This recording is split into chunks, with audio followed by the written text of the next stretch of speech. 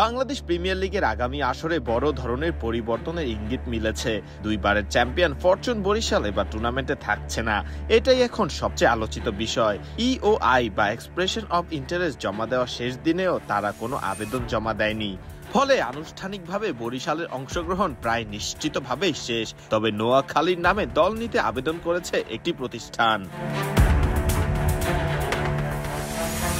BPL governing কাউন্সিলের সদস্য সচিব ইফতেখার রহমান মিঠু মঙ্গলবার বিসিবির কার্যালয়ে সাংবাদিকদের জানান, এবারের আসরে মোট 10টি প্রতিষ্ঠান অংশগ্রহণে আগ্রহ প্রকাশ করেছে।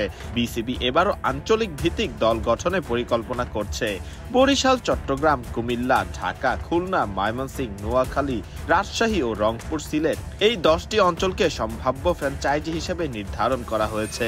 তবে চূড়ান্তভাবে অন্তত 5টি দল নিয়েই আসর আয়োজনের প্রস্তুতি চলছে।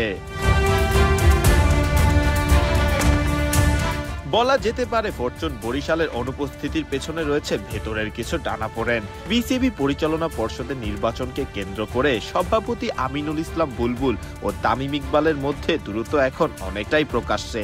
যেহেতু তামিমের সঙ্গে ফরচুন বরিশালের যোগসূত্র রয়েছে, তাই ধারণা করা হচ্ছে এই কারণেই প্রতিষ্ঠানটি বিপিএল থেকে সরে দাঁড়িয়েছে। রাজশাহী অঞ্চলে 2টি প্রতিষ্ঠান দরপত্র জমা দিয়েছে, নাবিল গ্রুপ এবং দেশ ট্রাভেলস, যারা রাজশাহী কিংস এবং রাজশাহী ডিভাইডার্স নামে দল আনতে ইচ্ছুক। বরিশালের হয়ে আকাশবাড়ি হলিডেজ নামের একটি নতুন প্রতিষ্ঠান দল নিতে ইচ্ছুক হয়েছে। সিলেটের জন্য আবেদন করেছে Joglu band, cricket with Sami. আর কুমিল্লা থেকে এস গ্রুপ চায় কুমিল্লা ফাইটার্স নামে দল ফিরিয়ে আনতে।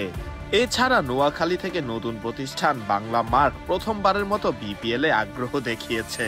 অন্যদিকে ঢাকা ক্যাপিটালসের ফ্র্যাঞ্চাইজির অধিকার পেতে আবেদন করেছে ওয়ালটন ও রিমার্ক হারল্যান্ড।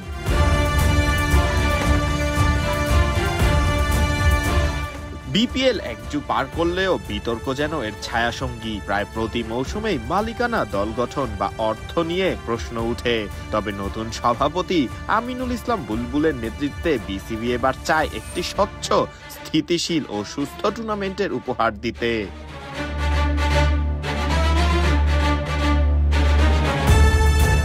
ফারদিন রহমান সকাল, বিডি ক্রিক টাইম।